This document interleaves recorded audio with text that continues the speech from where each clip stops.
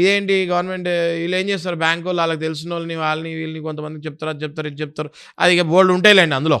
Okay, లొసుకులు. ఆ లొసుకుల ప్రకారం 30 లక్షల ఇల్లు కాస్త ఈ 60కో 50కో అమ్మేస్తారు. అంటే సకానికి సగం ఈ కొనుక్కున్న ఓనర్కి లాస్. 50కి 60కి అమ్మినప్పుడు ఈయన వచ్చి దాని ఇల్లు విలువ ₹1,00,00,000 అండి అంటే, ₹1,00,00,000 ఇప్పుడు రియల్ ఎస్టేట్లో ఇంటి విలువ ₹1,00,00,000 ఉంటే బ్లాక్లో ఎంతమంది ఇస్తున్నారు, వైట్లో ఎంతమంది ఇస్తున్నారు, ఇది నగ్న సత్యము, ప్రజలందరికీ తెలుసు. రైట్. సో ఈజీగా వైట్లో బ్యాంక్ చూపించేస్తుంది, వైట్లో ఇదిగో మార్కెట్ వాల్యూ ప్రకారం మేము కొనిస్తాం ఇక్కడ అనేసి. రైట్. అంటే ఇంకోటి ఏంటి నారాజ్ గారు, ఇల్లు కొనేటప్పుడు కూడా మన వాళ్ళందరూ ఏం చేస్తారు, ఇప్పుడు బేసికల్గా ₹1,00,00,000 ఇల్లు ఉంటే 70 లక్షలు మేము వైట్ ఇస్తామండి, 30 లక్షలు బ్లాక్ ఇస్తామండి అంటారు. ఓకే, ఎందుకు? Registration charges ఎగ్గొడతానికి.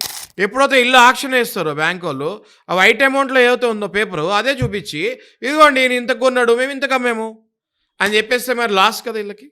సో నేను నా సజెషన్ ఏంటి అంటే, చూసే వీక్షకులందరికీ, మీరు ఇల్లు ₹1,00,00,000 పెట్టి కొనేటప్పుడు ఇంకో 2 లక్షలు ఎక్స్ట్రా అవుద్ది రిజిస్ట్రేషన్ ఛార్జెస్.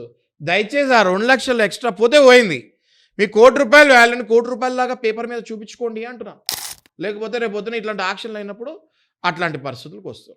సరే, అడిదిరిగి మనము ఫైనల్గా మళ్ళీ టాపిక్కి, ఇల్లు ఆక్షన్కి వెళ్ళకూడదు అంటే ఏం చేయాలి, బ్యాంక్ కోడ్ వచ్చి సీజ్ చేయకూడదు అంటే ఏం చేయాలి అంటే, సెక్షన్ 17 అదే సర్ఫేసీ యాక్ట్లో సెక్షన్ 17 ప్రకారం ఒక మంచి అడ్వకేట్ని పట్టుకొని వెంటనే కోర్టుకి వెళ్ళి స్టే ఆర్డర్ వేయాలి.